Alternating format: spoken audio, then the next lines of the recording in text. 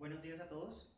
Nosotros vamos a realizar la medición de líneas espectrales con el espectrómetro de la Universidad Distrital. Nuestro grupo está conformado por Omar González, Fabián Rojas. Pedro López y Carlos Guzmán, que de momento por condiciones familiares pues no se encuentra acá, pero él igualmente participa del proyecto. exacto. Nuestro proyecto se va a subdividir en 4 ítems. Van a ser los objetivos, va a ser la contextualización de nuestro proyecto, el por qué se está haciendo, hay una justificación de ello, entraría la parte de... Bueno, otra parte sería el marco teórico donde vamos a explicar esos fundamentos básicos antes de entrar a manejar el aparato, como que eso, para qué sirve, algunos conceptos pues que son muy específicos hacia dónde va, ¿no? Sin esto no podríamos, digamos que, manipularlo porque no sabríamos de qué estaríamos hablando. Entonces la importancia del marco teórico es algo corto pero sustancioso. Y vamos a mostrar cómo el funcionamiento del equipo y cómo por medio del elemento como ello vamos a hallar las líneas espectrales de tal elemento. En sí nuestro proyecto consta, aunque relativamente sencillo, nos va a lanzar unos resultados muy interesantes para el comportamiento pues, del helio, que es nuestro elemento a utilizar. Igualmente, vamos a ir a las diapositivas. Proyecto, medición de líneas espectrales con espectrómetro de red por difracción. Presentado por Omar Enrique González Martínez, Carlos Fernando Acosta Guzmán, Pedro David López, Fabián Rojas, dirigido al PhD Patricia Albert Rahim. Septiembre 2 del 2017, Bogotá, Distrito Capital, Colombia. Objetivo general: realizar un ajuste de espectrometría para los materiales de helio e hidrógeno con el espectrómetro de rejilla disponible en el Laboratorio de Física de la Universidad Francisco José de Cana, Facultad Tecnológica. Objetivo específico: comprobación de las líneas espectrales de un gas, determinar las diferentes longitudes de onda para los materiales tratados, análisis del comportamiento atómico en diferentes elementos.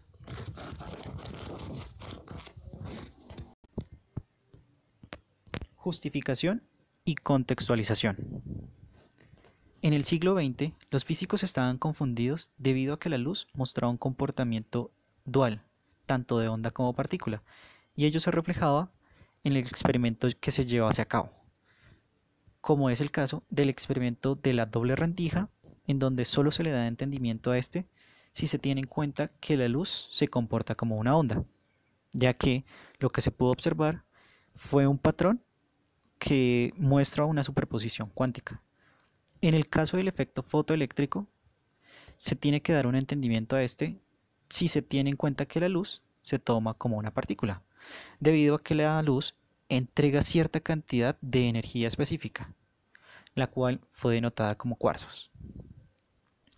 En esta década se realizaron muchos experimentos con los cuales se conoció como el experimento de Davidson de Gedmer, los experimentos llevados a cabo por los Bragg, que también terminó como lo que hoy conocemos, la ley de Bragg. Estos experimentos llevados a cabo por los Bragg, por los físicos británicos William Henry Bragg y su hijo William Lawrence Bragg, son experimentos de cristalografía.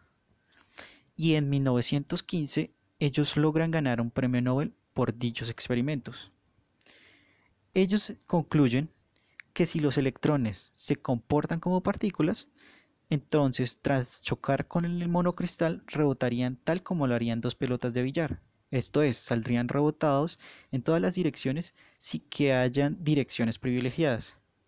No obstante, si los electrones se comportan como ondas, entonces los electrones dispersados lo harían mayoritariamente en aquellas direcciones privilegiadas para las que exista interferencia consecutiva. En este punto se tiene que decir que los Bragg logran demostrar que para este experimento la luz se comporta como partículas. Para nuestro proyecto a intervenir, debemos ser conscientes de que nosotros como ingenieros electricistas debemos tener en cuenta que debemos conocer el comportamiento de la luz en su dualidad, ya sea tanto de onda como de partícula.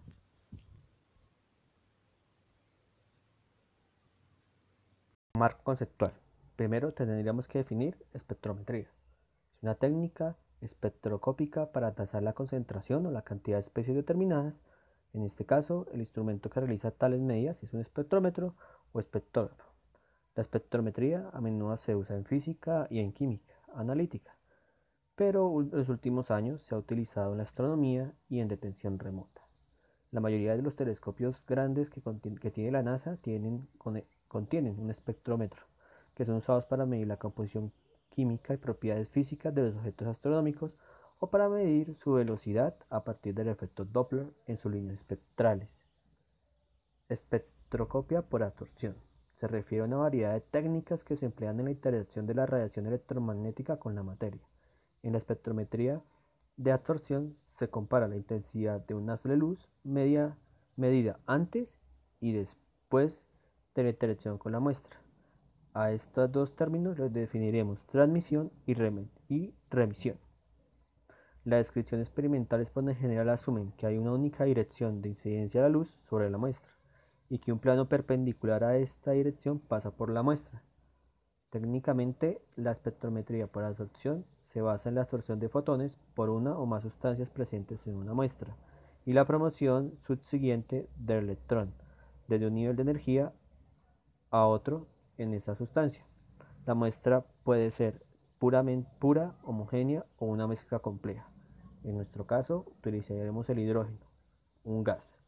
La longitud de onda en la cual el fotón incide se absorbe es determinada por la diferencia y los niveles de energía disponibles de las diferentes sustancias presentes en la muestra. En la espectroscopia por absorción, los fotones absorbidos no son emitidos de nuevo, sino que la energía que se transfiere al compuesto químico en la absorbancia de un fotón se pierde por medios no radiantes, como la transferencia de energía por calor a otras moléculas. Emisión espectroscópica.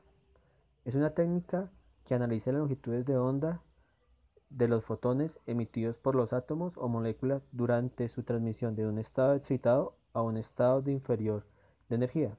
Cada elemento emite un conjunto característico de longitudes de onda discretas en función de su estructura electrónica. Esta técnica fue desarrollada a finales del siglo XIX y los esfuerzos teóricos para explicar los espectros de emisión atómica condujeron a la mecánica cuántica. Hay muchas maneras en que los átomos pueden ser llevados a un estado excitado, pero el método más simple es calentarlos a una alta temperatura, produciendo las excitaciones debido a las colisiones entre átomos de las muestras. Este método se utiliza en la espectrometría de emisión de llama y fue el método utilizado por Anderson Jonas Armstrong a mediados de 1850. Las líneas de las emisiones de gas caliente fueron descubiertas por Armstrong y la técnica fue desarrollada por Alter, Kirchhoff y Bunsen.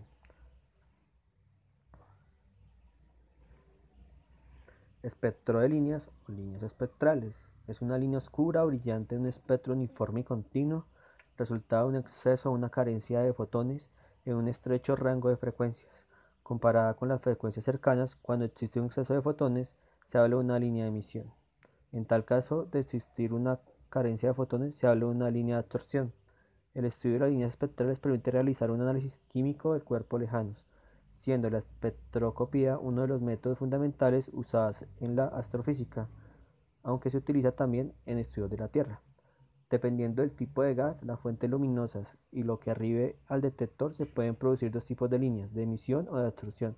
Si el gas se encuentra entre el detector y la fuente de luz, la cual por lo general se trata de una fuente como espectro continuo, de tal forma que el detector pueda observar el espectro tanto del gas como de la fuente, se observa que una disminución en la intensidad de luz en la frecuencia de fotones incidentes, debido a que la mayoría de las partes de los fotones remitidos saldrán en una dirección diferente a la que poseían los fotones originales. En este caso, se observa que una línea de absorción, por otro lado, si el detector es capaz de observar el gas pero no ver la fuente de luz, se observa solamente los fotones, resultando en líneas de emisión.